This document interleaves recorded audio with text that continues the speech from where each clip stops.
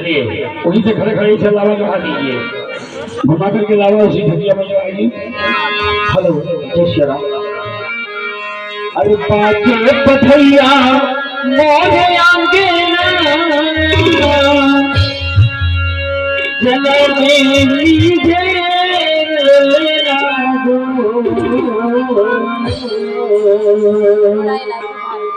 अरे पाके पथैया मोरे आंगे जले में लीजे